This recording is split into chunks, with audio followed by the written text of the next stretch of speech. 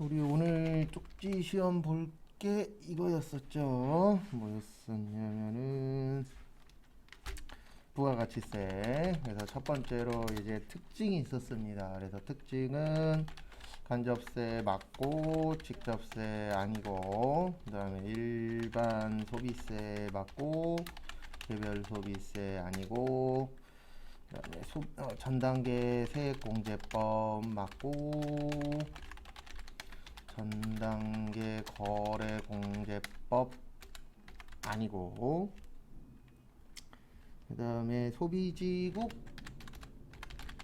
과세원칙 맞고 생산지국 과세원칙 아니고,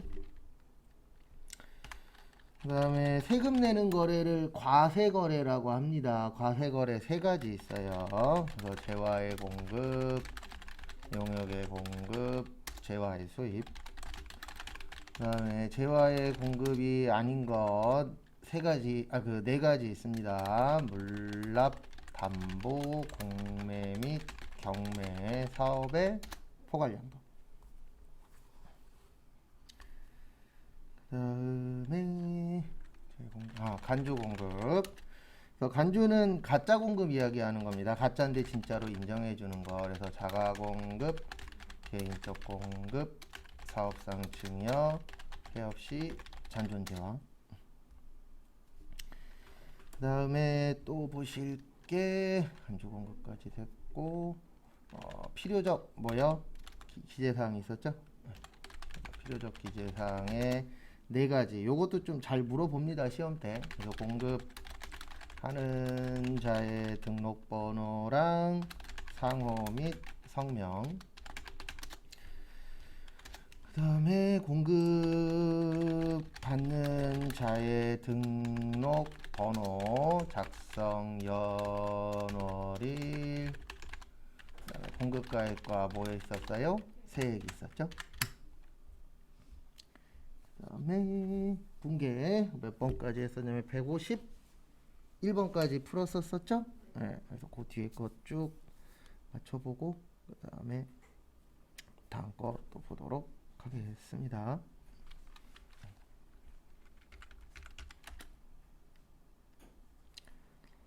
그래서 152번 보시면 영업용 토지를 매입하고 토지 대금과 매입 비용 1억 1,700만 원을 국민은행에서 발행한 당장 수표로 지급했죠. 그러면 이렇게 처리하시면 되세요. 차변의 토지 얼마세요? 1억 1,700. 그 다음에 대변에 무슨 예금이요? 당좌예금 얼마요? 1억 1,700. 그 다음에 다음 거 보시면은요 153번 보시면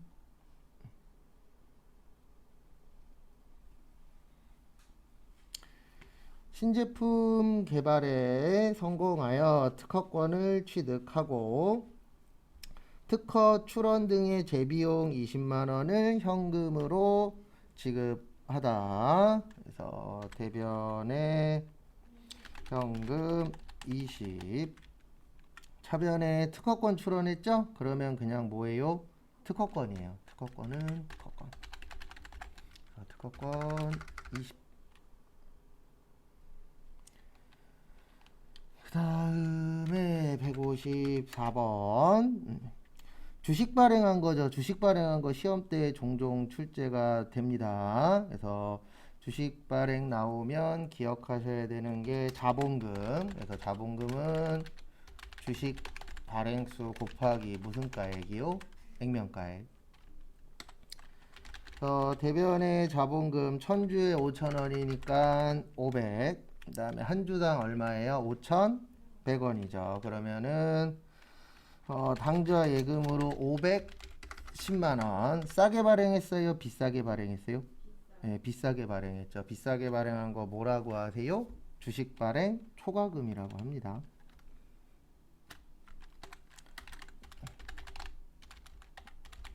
주식 발행 초과금 10만원. 그래서 이익 나면 주식 발행 초과금이고요. 손해 보면 주식 할인 발행 차금이에요. 이것도 잘 기억하시고.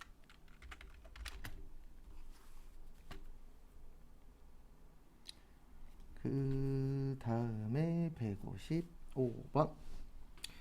영업과장님이 거래처 손님을 종로식당에서 접대하고 카드로 결제했습니다. 그러면 영업과장님이니까 사무실 사람이죠? 그래서 800번대 접대비 얼마예요? 7만원. 그 다음에 카드로 결제했으니까 뭐예요? 미지 급금이에요. 그래서 얼마요? 7만원. 무슨 카드요? 한국카드. 뭐 이런 거 잘 넣어주시고요.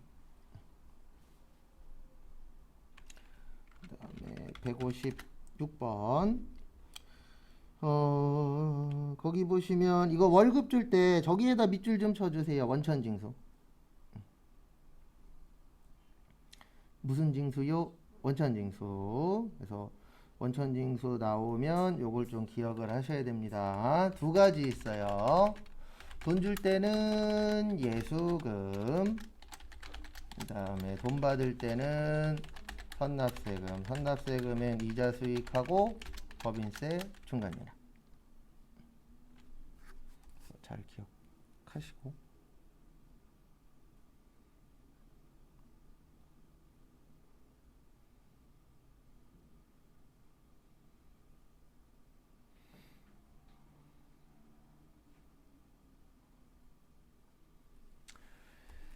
그 다음에 156번은 그래서 대변의 현금 8만원, 7만 5천원, 7만 5천원이면 23만원입니다. 그래서 23만원이고, 그 다음에 월급 줄 때 세금 띄는 거 뭐라 그래요? 예수금. 그래서 거기 보시면 예수금이 8만원에 7만 5천원이니까 15만 5천원이에요. 그 다음에 사무직이 45,000원이고 공장이 3만원이죠. 예, 요거는 요거 처리하시면 됩니다. 어떻게 처리하시냐면 800번대 복리 후생비 45,000원, 그 다음에 500번대 복리 후생비 얼마요? 3만원. 이렇게 처리를 해주시면 되세요. 그 다음에 157번. 현금 시제의 뜻은 잔액입니다. 그래서 현금 잔액을 확인한 결과 장부 잔액보다 현금 잔고가 10만원이 적죠? 적으니까 대변의 현금. 왜냐면 자산의 뭐예요? 감소죠. 그 다음에 차변에 왜 적은지 알아요? 몰라요? 모르죠. 모르는 거 뭐라 그러세요? 현금 과부족이라고 합니다. 현금 과부족 10만원.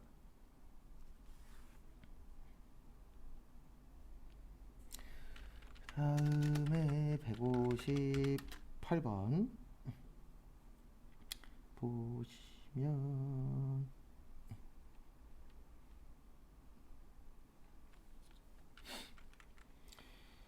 부산 상사로부터 원재료를 250만원에 구입하고 세금 계산서를 수취하였으며 부가가치세는 현금으로 나머지 대금은 외상으로 했죠. 그래서 매입의 과세 부산상사 부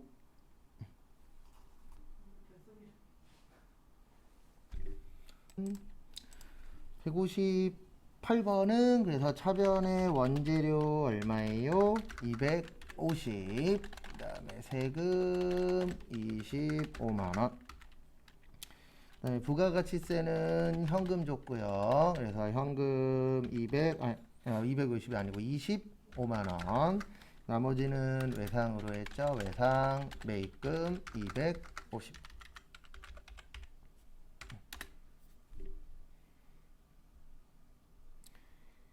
그 다음에 159번 보시면 선물인데 판매거래처죠. 판매거래처면은 매입의 불공 1상사. 대변의 제품이 아니고 차변의 800번대 접대비 385만원. 대변의 현금 385만원.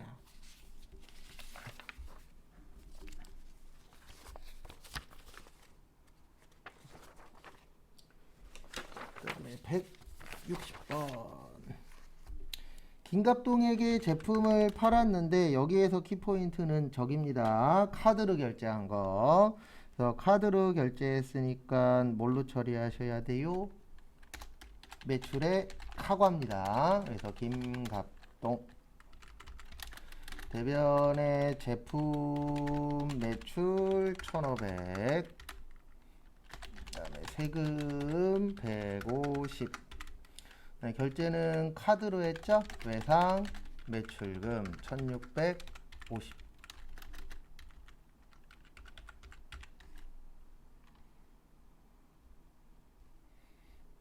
그다음에 161번.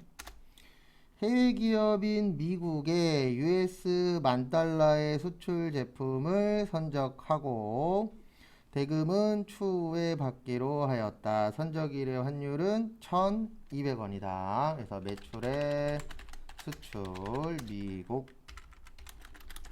대변의 제품 매출 $10,000에 1,200원이면 1,200만원 나와요. 그 다음에 대금은 추후에 받기로 했죠. 외상 매출금 1,200. 그 다음에 162번은 저기가 키포인트입니다. 9개월. 그래서 기세요 짧으세요? 짧죠. 그래서 짧게 빌린 거 단기 차입금 5,000 한국. 그 다음에 차변에 무슨 예금으로 들어왔어요? 보통 예금으로 들어왔죠. 그래서 보통 예금이 얼마세요? 5,000. 그 다음에 163번 요거는 답이 두 가지예요. 이렇게 나오면 좀 애매하긴 한데 163번 보시면 대전의 거래처를 방문하기 위해 고속도로 이용해서 통행료 줬죠. 뭘로 줬어요? 현금 4,000원 줬죠. 그 다음에 차변에 요거는 답이 두 가지예요. 일단 자동차 나오면 차량 유지비로 처리하세요. 일반적으로. 그래서 차량 유지비도 맞고 그 다음에 이렇게 나오면 요것도 맞다라고 할 수 있어요. 여비교통비. 근데 이건 이제 회사마다 다릅니다. 쓰는 건. 근데 시험 보실 때는 그냥 자동차 관련된 거 나오면 뭘로 처리하세요? 차량 유지비로 처리하세요. 그게 제일 무난해요. 근데 이제 어떤 회사에선 여비교통비 쓰는 회사들도 있어요. 근데 어떻게 나누냐면 뭐 다 똑같은 건 아니지만 일반적으로 우리 회사 차는 차량 유지비 많이 쓰고 직원 차로 이동할 수도 있어요, 없어요? 있죠. 그럴 때는 여비교통비로 나누는 회사도 있는데 그냥 자동차 그러면 다 차량 유지비 쓰는 데도 있고 요건 어차피 둘 다 비용이기 때문에 근데 시험 보실 때는 자동차 나오시면 그냥 차량 유지비로 처리하십시오.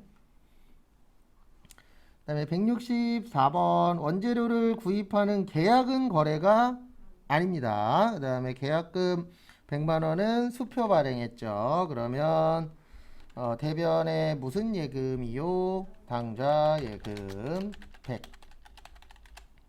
그 다음에 차변에 먼저 줬으니까 무슨 금이요? 선급금. 선급금 얼마요? 100만원. 누구한테 줬죠? 왕과 비. 그 다음에 165번은 이 문제입니다. 우리 어음할인이나 매각거래 나오면 매출채권, 처분, 손실. 그래서 매출채권, 처분, 손실인데 몇 프로 할인하셨대요? 10%. 그래서 120. 그 다음에 원래 받아야 될 거는 1200이었죠. 한국. 그 다음에 무슨 예금으로 입금되었어요? 당좌 예금 1080.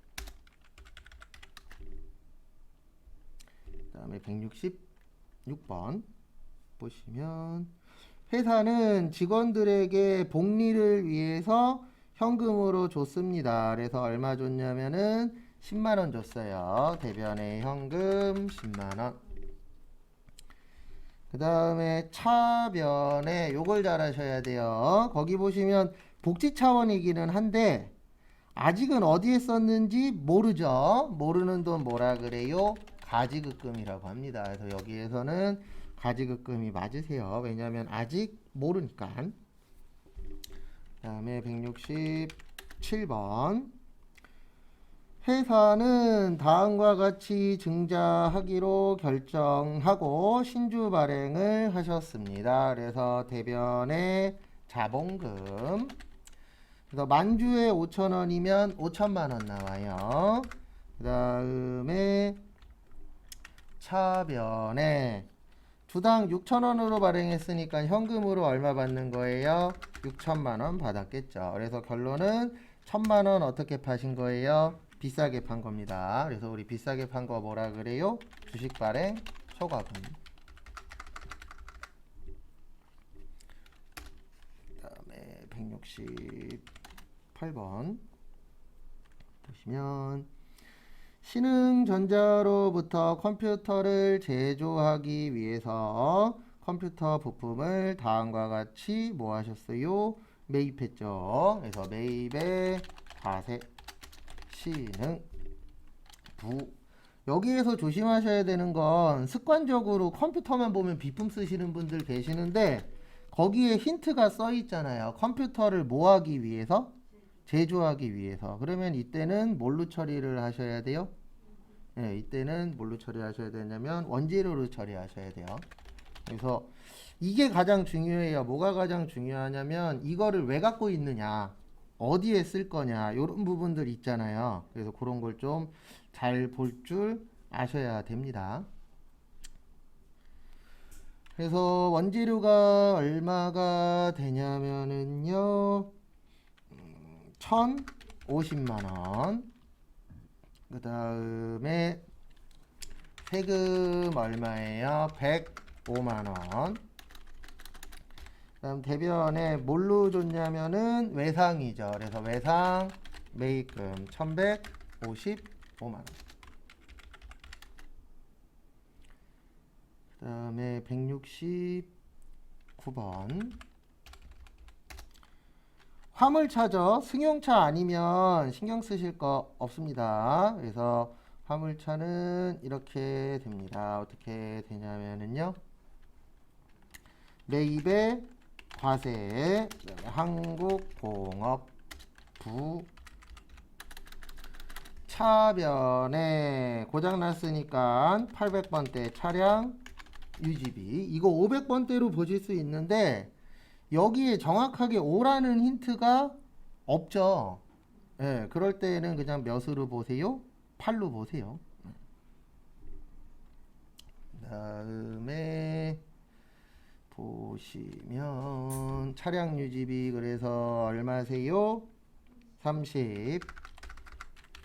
그 다음에 부가세 얼마예요? 3만원. 대변에 현금 33만원.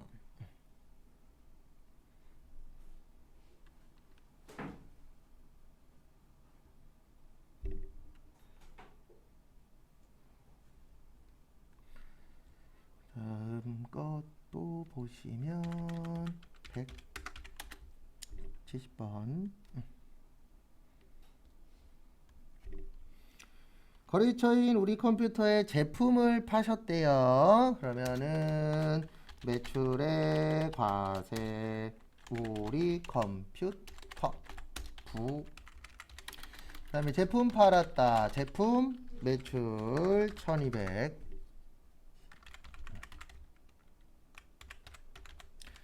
그 다음에 부가세 예수금 120. 그 다음에 외상으로 팔았다. 뭐예요? 외상 매출금 1320.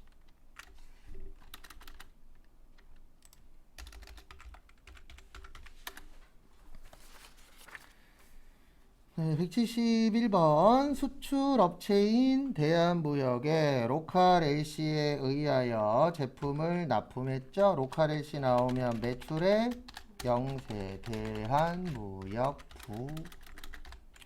대변에 제품 팔았다. 제품 매출 2천. 그 다음에 뭐죠? 수표죠. 네. 그래서 수표니까 남이 발행한 수표 뭐예요? 현금. 그래서 2천.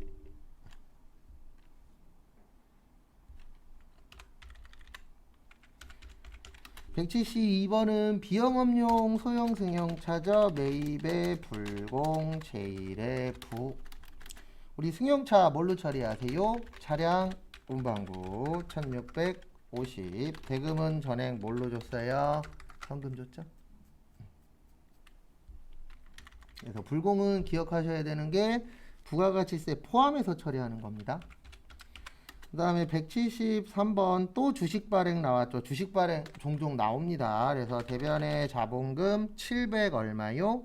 50. 750. 그 다음에 대금은 무슨 예금으로 받으셨대요? 보통 예금으로 받으셨대요. 그래서 차변에 무슨 예금이요? 보통 예금. 얼마 받으셨어요? 750. 그 다음에 174번 대경주로부터 원재료를 한 달 뒤에 공급받기로 계약하고 계약금 얼마요? 20만원을 뭘로 지급하셨죠? 현금 지급했죠. 그래서 대변의 현금 20. 그 다음에 돈만 먼저 줬죠? 선급금 20. 어디요? 대경.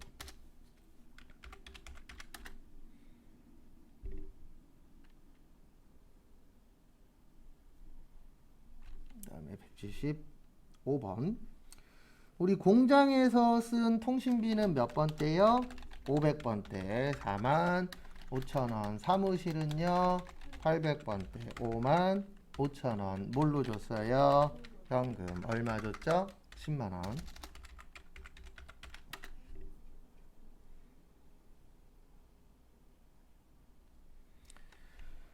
그 다음에 176번 공장 부지로 쓸 건데 취득세하고 등록세 및 교육세는 부대 비용입니다. 그래서 매입 시에 부대 비용 합친다 그랬죠?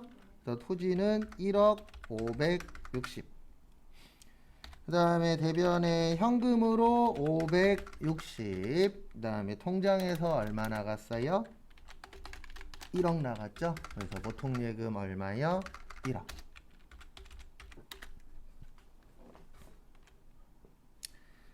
그 다음에 177번 거래처인 대웅의 외상 매출금을 현금으로 회수했습니다. 그래서 현금 756만원, 외상 매출금 756만원. 어디요?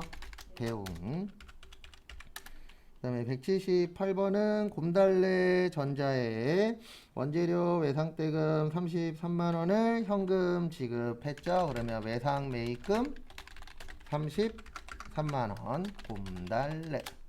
그 다음에 뭘로 드렸어요? 현금 33만원. 그 다음에 179번 컴퓨터 팔았죠? 매출의 과세, 이수의 부. 그 다음에 컴퓨터 제품이에요. 그래서 제품 팔았다. 제품 매출. 그 다음에 세금 얼마예요? 10만원. 대금은 현금으로 받아서 당좌예금 했으니까 무슨 예금이요? 당좌예금 110만원. 그 다음에 180번 원재료 사셨죠? 매입의 과세 대경부. 차변의 원재료 120. 그 다음에 세금 얼마예요? 12만원. 부가가치세는 현금 주고 나머지는 외상으로 했죠. 그래서 외상 매입금 얼마요? 120. 그래서 좀 전까지 이제 분계 연습을 했고요. 이제부터는 무슨 연습할 거냐면은 이론 문제풀이 할 거예요. 그래서 이론 문제풀이 하고 그 다음에 이론 문제풀이 끝나면 또 실기 연습을 조금 더 할 겁니다. 그렇게 해서 아마 다음 주에 기출문제를 좀 풀고 그 다음에 세무 쪽으로 넘어갈 거예요. 그래서 보시면 일단 1번부터 거기 보시면 총 120문제예요. 지금 드린 게. 그래서 120문제인데 이론 15개가 한 해라고 보시면 됩니다. 그래서 120개니까 총 8회치라고 보시면 되세요. 그리고 우리 목표는 10개 이상 맞추는 게 최종 목표입니다. 근데 이론 쉽지 않아요. 대부분 붙는 케이스가 실기 잘 봐서 붙는 거지 이론 같은 경우에 솔직히 그날 잘 찍으면 모를까 만만치는 않아요. 근데 저희 시험만 그런 게 아니고 대부분 이론 어려워요. 근데 거기에다가 저희 시험은 몇 점 이상 맞아야 돼요? 네, 70점 이상 맞아야 되죠.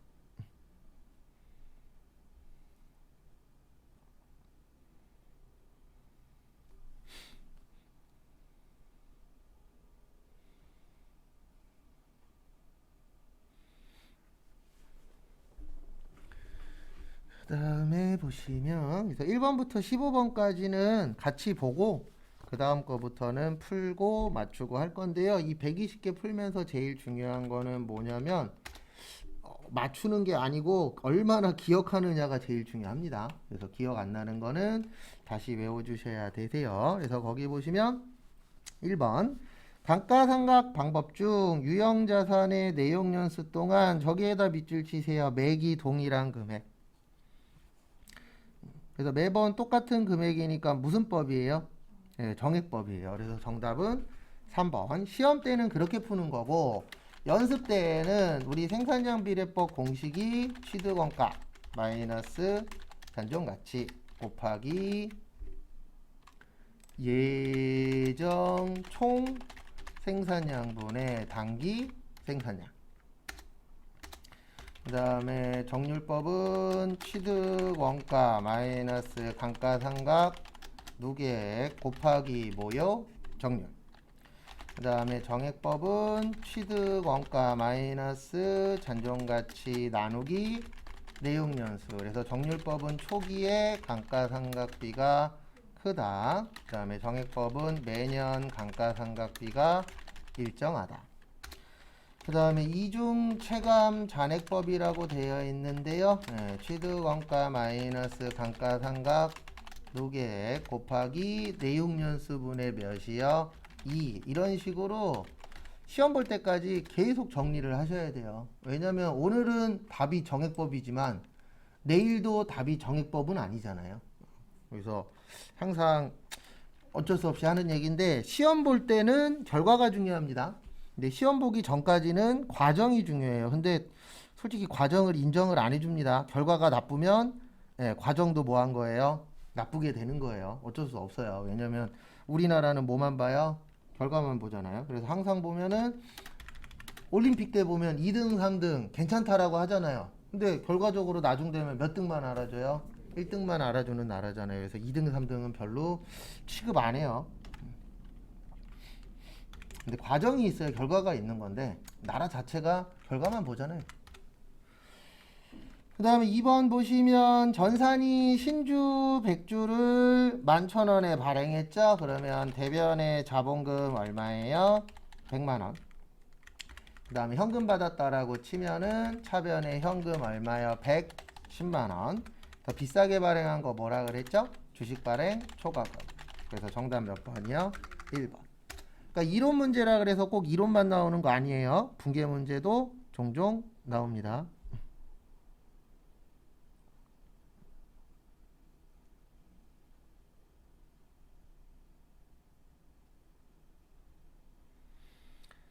그 다음에 보시면은요.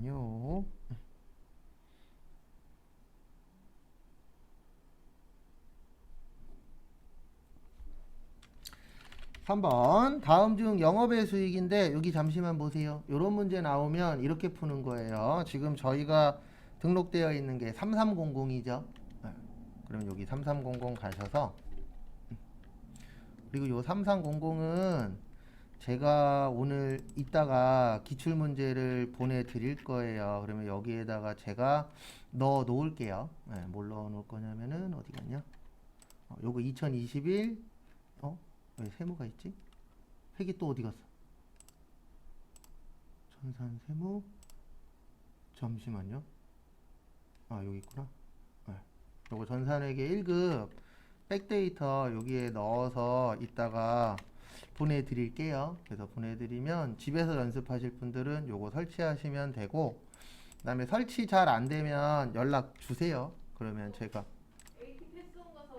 다운받으셔도 되는데 그렇게 하시면 되는데 어차피 이거 보내드려야 되니까 기출문제 그래서 어차피 안 깔려 계신 분들은 요거 보내드릴 테니까 압축 푸셔서 그거 갖고 연습하시면 되고, 그 다음에 잘 안 깔리시거나 그러시면 연락 주세요. 제가 설명 다 드릴게요. 그래서 이렇게 어디서 받아야 되는지를 몰라서 한참 헤매다가 책에 한번 볼까 하면서 들어갔더니 있더라고요. 있죠. 근데 그것도 다 공부해요. 그리고 정하다 안 되면은 연락 주시고. 그래서 시험 문제 이렇게 나오면 여기로 가는 거예요. 계정 과목 및 무슨 등록이요? 적요 등록. 그래서 이론 풀 때에도 프로그램 켜놓으세요. 그래서 켜놓으시고 여기에서 컨트롤 F. 그래서 1번에 뭐라고 쓰여 있죠? 매도 가능 증권 무슨 이익이요? 평가이익. 치면 이렇게 나와요. 그럼 얘는 기타 포괄. 그래서 1번은 아니에요. 그 다음에 2번에 뭐라고 되어 있죠? 이자 수익. 그러면 이자 수익 치면은 여기 나오죠. 영업 외수익. 그래서 정답 몇 번이요? 2번. 이렇게 푸는 거예요.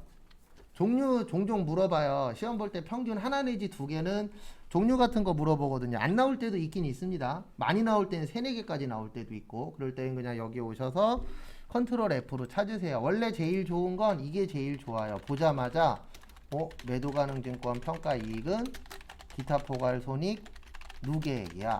얘는 자본이야. 그 다음에 이자 수익은 영업의 수익이야. 이자 비용은 영업의 비용이야. 선수금은 유동부채야. 되면 참 좋은데 안 돼요. 이게 한두 개도 아니고. 그래서 그냥 컨트롤 뭘로 하세요? F로. 저야 먹고 살아야 되니까 외웠어요.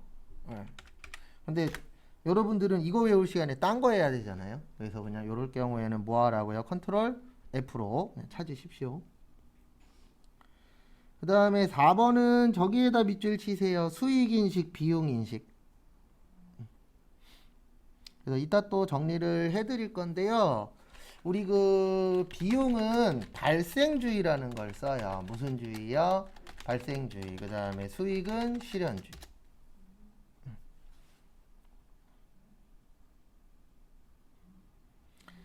그래서 뭐 대단한 건 아니고요. 비용은 발생하면 처리하고 수익은 실현되면 처리해라. 근데 간단하게 설명드리면 그냥 올해 건 올해 처리하고 내년 건 언제 처리해요? 내년에 처리하고. 이거 당연한 말이잖아요. 그래서 정답은 1번이에요. 어느 회계기간에 처리할 것이냐. 그래서 정답은 1번. 그 다음에 5번 정답은 2개예요. 3번하고 4번. 우리 재무제표에 뭐뭐뭐 있냐면은 재무상태표, 손익계산서, 현금흐름표, 자본변동표, 주석 이렇게 5가지로 되어 있으시죠. 그래서 정답은 3번하고 몇 번이요? 4번. 그러니까 이론 같은 경우에는 집에서 연습하실 때 연습장 펴놓고 계속 이렇게 써야 돼요. 외운 것들 특히 쓰고, 그 다음에 기억 안 나는 거 있어요? 없어요? 있죠. 사람이니까. 그러면 그런 거는 또 다시 외우고. 그 다음에 6번 이익잉여금. 요거 푸는 방법은 크게 2가지가 있습니다. 하나는 우리 외웠어요. 이익잉여금에는 이익준비금하고 끝에가 뭘로 되어 있다고요? 적립금. 그 다음에 이익준비금의 정의는 이렇게 되어 있어요. 현금 배당의 몇 분의 몇이요? 10분의 1. 자본금의 2분의 1까지.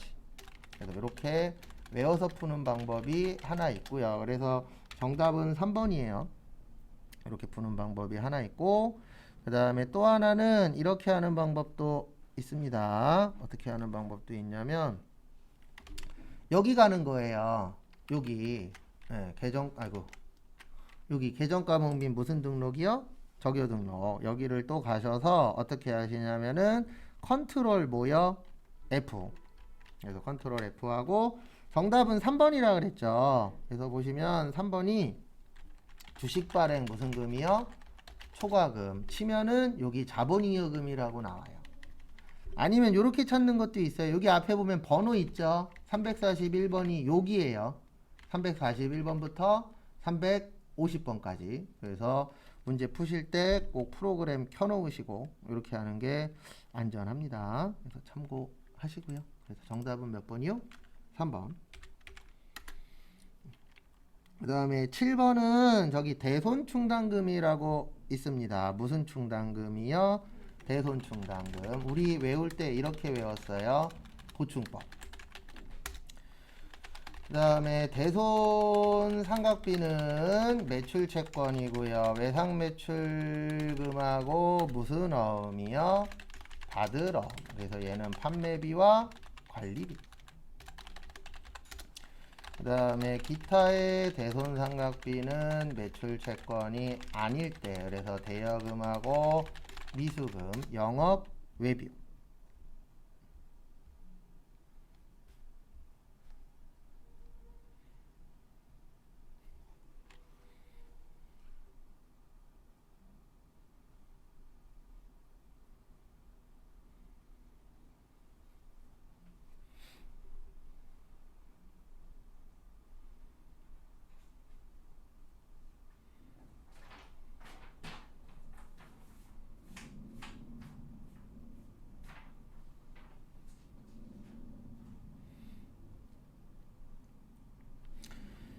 그래서 보시면 받을 게 200이 있는데 그 중에 얼마 못 받게 됐죠? 20. 그래서 대변의 매출 채권 20만 원을 못 받게 됐는데 현재 우리가 준비해 놓은 돈은 얼마밖에 없어요? 15만 원밖에 없어요. 그러면 얼마 부족하죠?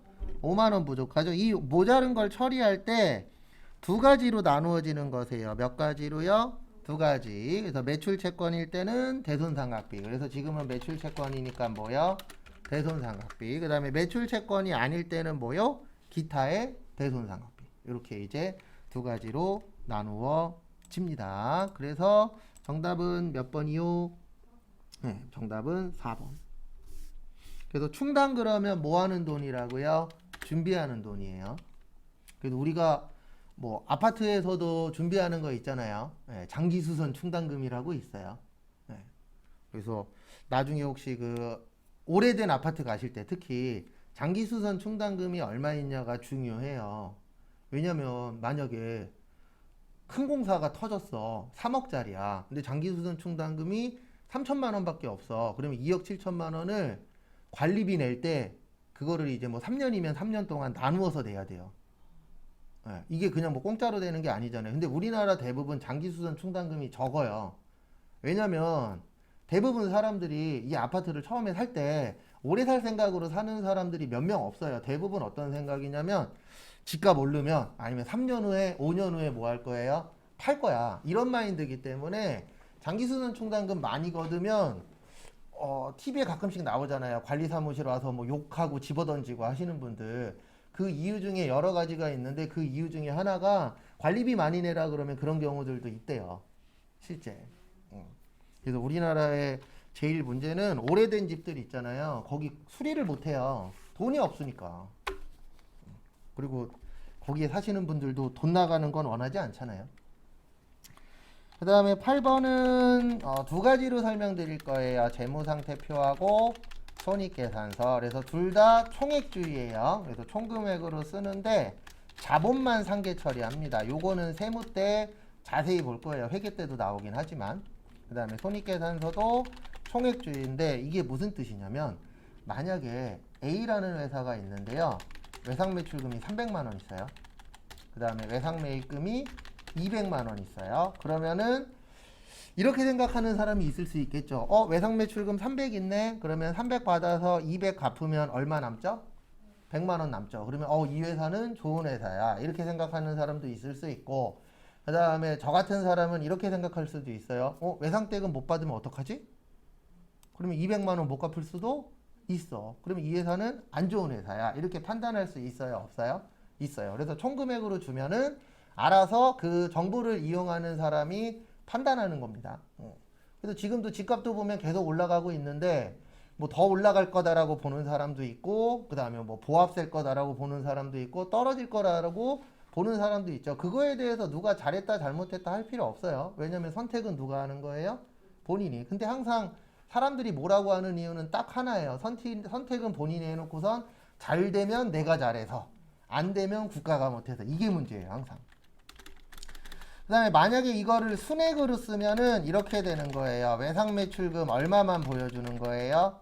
100만 원. 그러면 이것만 보여주게 되면 어떤 문제가 생기냐면 이 회사 좋은 회사야. 왜요? 좋은 것만 보여주니까.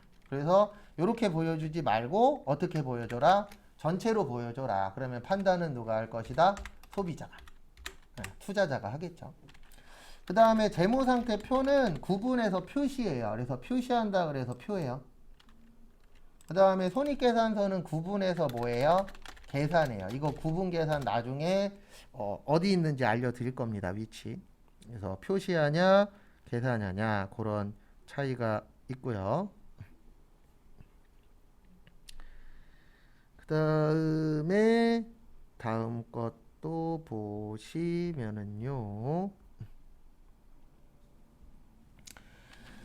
유동성 배열법. 그래서 요건 이제 현금화가 빠른 순서인데 우리가 유동 그러면은 빨리빨리 현금 처리할 수 있는 거고 비유동 그러면 현금화 시키는데 오래 걸리는 거예요. 그래서 아파트는 건물은 유동이에요, 비유동이에요? 비유동이에요. 그래서 건물은 오늘 내놔서 오늘 팔 수도 있지만 몇 년 동안 안 팔릴 수도 있어요. 그래서 예전에 얘기를 조금 해드리면 예전에 김포에서 일할 때 수강생분 중에 한 분이 50평 넘는 아파트에 사셨어요. 집에 좀 잘 사세요. 근데 팔려고 내놨는데 대부분 팔려고 내놓을 때 내가 상금액보다 높이 내놓잖아요. 안 팔리는 거예요. 그리고 1년으로 알고 있어요. 1년 후엔가 1억 내리고 팔았어요. 왜냐면 안 팔리잖아요. 근데 나는 팔아야 돼. 그러면 어떻게 할 수밖에 없죠? 네, 내릴 수밖에 없죠. 그래서 수요와 공급의 법칙이잖아요. 그것 때문에 저 같은 경우는 떨어질 확률이 높을 것이다라고 이야기하는 게 앞으로 살 사람이 없어요. 살 사람이 없는 게 아니고 사고 싶어도 못 사요. 맞잖아요. 10억짜리 살 수 있는 사람이 우리나라에 몇 명이나 돼요. 근데 아파트가 계속 오르잖아요. 그러면 나중 되면은 사고 싶어도 못 사는 금액 되는 거죠. 그 다음에 손익계산서는 아까 비용은 발생주의라 그랬죠. 그 다음에 우리 몇 년 기준으로 많이 봐요? 1년 기준. 그 다음에 수익은 실현주의. 그 다음에 잉여금 구분해야 돼요. 왜냐하면 자본잉여금은 주식으로 돈 번 거고 이익잉여금은 일해서 돈 번 거예요. 그러면 잉여금이라는 말은 똑같은데 이게 발생하는 이유는 다르잖아요. 그래서 나눠야 되고 돈 벌려면 뭐 써야 돼요? 돈 써야 됩니다. 그래서 돈 안 쓰고 돈 버는 방법은 없어요. 그 다음에 가계정 표시해라, 표시하지 말아라, 표시하지 말아라. 왜냐하면 가짜 계정은 뭐 하니까요? 네, 오해할 수 있잖아요. 왜냐면 진짜가 아니기 때문에. 그래서 정답은 몇 번이 되냐면 4번이에요. 구분해서 표시는 뭐라고요? 표시는 재무 상태표예요. 뭐라고요? 재무 상태표.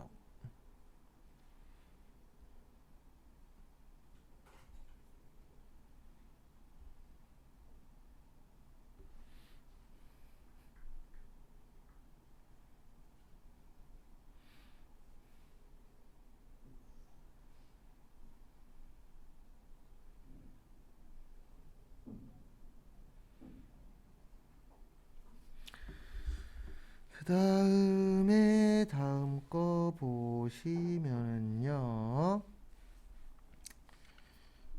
9번. 우리 보조금은 무슨 방법 있죠? 배부 방법 있죠. 그래서 보조금은 배부 방법에는 세 가지가 있어요. 직접 배부법, 관계 배부법, 상호 배부법. 그래서 직접은 보조금은 상호 간의 용역수수 관계가 뭐 할 때요? 중요하지 않을 때. 그 다음에 단계는 배부 순서 정하고 직접 배부와 상호 배부의 무슨 단계요? 절충 단계. 상호는 가장 정확, 계산은 복잡. 그래서 정답 2번이에요. 간접은 없어요.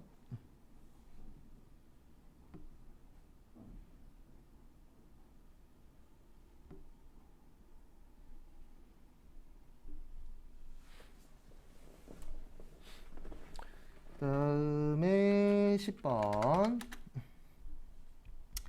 제조원가 명세서의 작성에 있어서 사용되는 원가의 분류는 요거 보시면 됩니다. 뭐 보시면 되냐면은요. T자.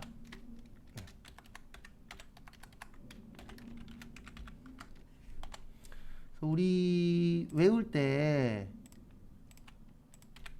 T자 외울 때 제가 이렇게 설명을 드렸었죠. 제공품 해놓고 제조원가 명세서.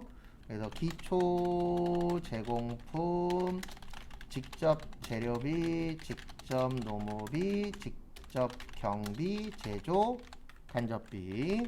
그 다음에 단기 제품, 제조 원가, 기말 제공품이라고 한 적 있나요? 없나요? 있죠.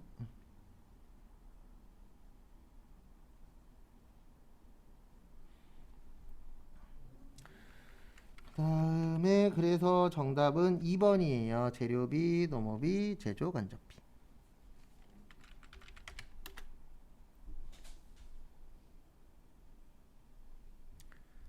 다음 것도 보시면은요. 거 보시면 10 몇 번이요? 1번.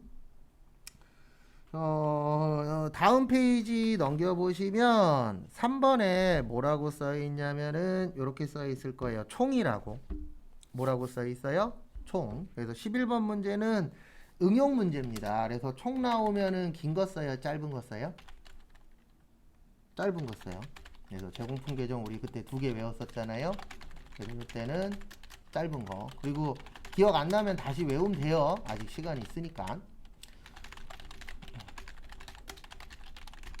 그 다음에 거기 지문 보시면 회계 기간 중 제공품 계정의 기말 재고액이 제공품 계정의 기초 재고액보다 뭐 하셨대요? 증가했대요. 뭐 했대요? 증가. 그러면 이렇게 이해하셔야 됩니다. 기초가 기말보다 뭐하다? 크다. 그래서 기초는 뭐 10원. 그 다음에 기말은 뭐 20원. 이런 식으로 넣으시면 되세요. 그 다음에 단기 제품 제조원가는 만약에 30원이다. 그러면 단기 총은 얼마가 되는 거예요? 40원. 왜냐면 차변과 대변 어때야 된다? 같아야 된다.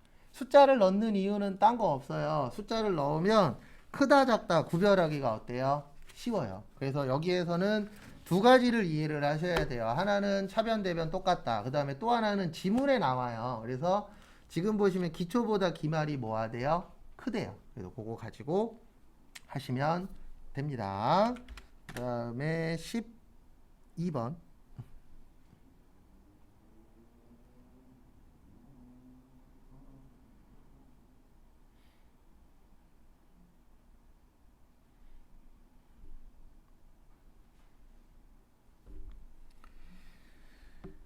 그 다음에 보시면 12번. 그래서 11번의 정답은 몇 번이냐면 3번이에요. 왜냐면 총이 더 크잖아요. 숫자 보면. 그 다음에 12번 보시면 무슨 원가요?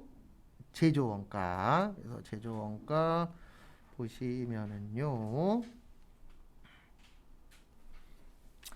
제조 원가는 공장 관련된 겁니다. 그래서 재료비 맞고 공장 보험료 맞고 영업사원은 아니세요. 그 다음에 제조 외주 가공비 맞죠? 본사 건물 아니고 공장장 급료 얼마요? 10,000원. 그래서 14만 3천원 나와요. 우리 정답 몇 번이요? 1번. 그 다음에 13번 우리 재료가 들어가서 물건을 만듭니다. 제공품의 뜻이 뭐냐면 미완성품이에요. 완성되면 뭐가 되죠? 제품. 팔리면 무슨 원가요? 매출 원가. 그래서 정답은 몇 번이세요? 1번입니다. 그 다음에 14번 보시면은요. 14번. 다음 과세 사업자에 대한 설명 중 바르지 않은 것은 그래서 일반 과세자는 공급가액의 10%가 매출세액 맞고요.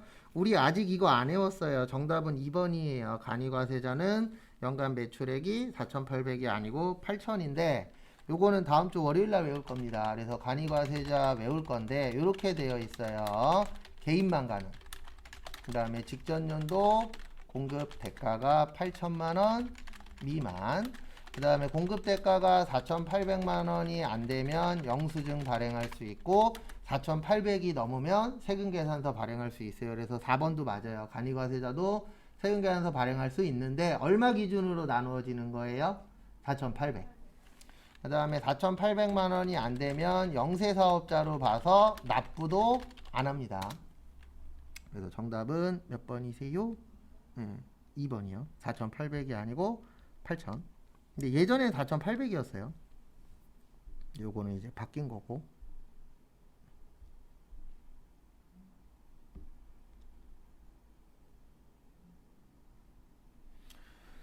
다음에 15번 보시면은요, 사업자 등록 정정사항이 아닌 거죠. 그래서 우리 정정이라는 게 뭐 하는 거죠? 예, 고치는 겁니다. 그래서 고치는데 거기 보시면 상호 변경, 이름 바꾸면 고쳐야 되죠? 그 다음에 이사 가면 고쳐야 되죠? 사업 종류 변경돼도 고쳐야 됩니다. 그래서 정답 몇 번이요? 4번. 폐업하면은 고치는 게 아니고 없어져야 되죠. 사업자 등록증이. 그래서 정답은 4번. 그래서 이론 푸실 때 정리를 많이 하셔야 돼요. 왜냐면 우리 목표는 오늘 맞추는 게 아니잖아요. 그래서 누가 더 정리가 잘 되어 있냐 싸움이니까. 그다음에 잠깐 쉬었다가 10시 40분에 15분 정도 풀 시간 드릴 겁니다. 그래서 15개씩 풀어보도록